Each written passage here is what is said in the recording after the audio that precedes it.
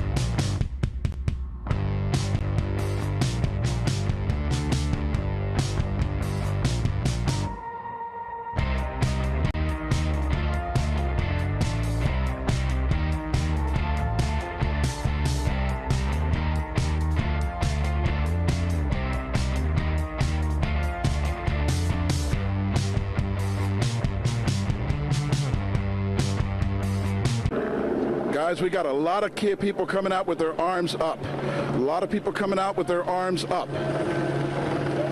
You want to get the camera on this, folks. Hey, you in the studio, you got a lot of folks, they're on their knees. You need to get the camera. You need to get this live. Can you hear me in the studio?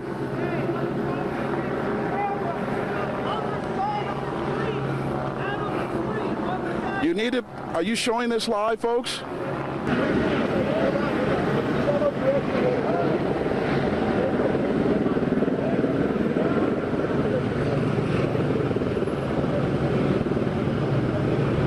Okay.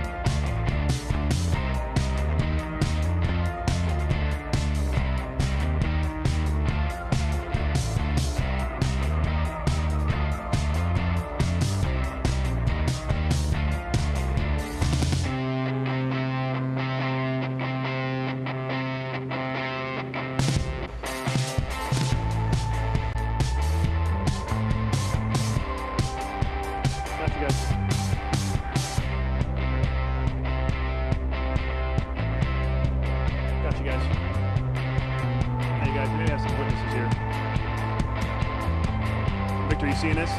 Victor, you seeing this?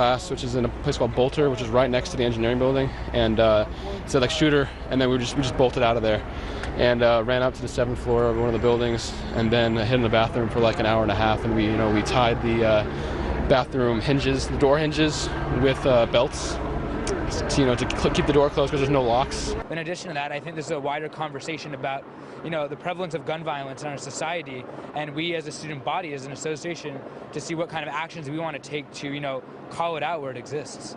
Immediately, I called my parents. I was so lucky I was able to get a hold of both of them. They were in the room at the same time, and wow, for her to have to go through this more than anything, it was an awful feeling. Danny, thanks so much for taking the time to talk to me. Thank you.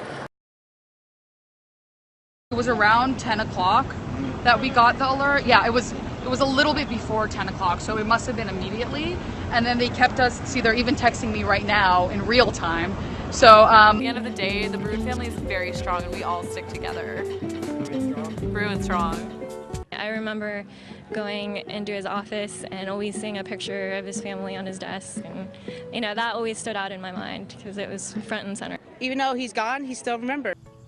United to remember one of their own, a Bruin who proudly and strongly served this campus. Just like 2 buildings across from where we had lockdown, 2 people died. As police moved into Professor Klug's office, they also found in Sarkar's backpack a cryptic note asking someone to check on his cat. Officers believe Sarkar may have killed her before driving in his 2003 Nissan Sentra to UCLA, loaded with ammo. People were saying they saw an assault rifle. And I actually hear about it from America a lot, like campus shooting in America. That's the news that we get. So for me, it feels like, oh yeah, I'm in America. This was supposed to happen, actually. Hope for each and every day to be safe, because we don't know when any one person is going to take the life of another. Lieutenant Governor Gavin Newsom is pushing for a gun control initiative that would require background checks for ammo sales and outlaw large-capacity magazines. Klug's friends have set up a GoFundMe account for his family. He was a father of 2 children and volunteered as a Little League coach.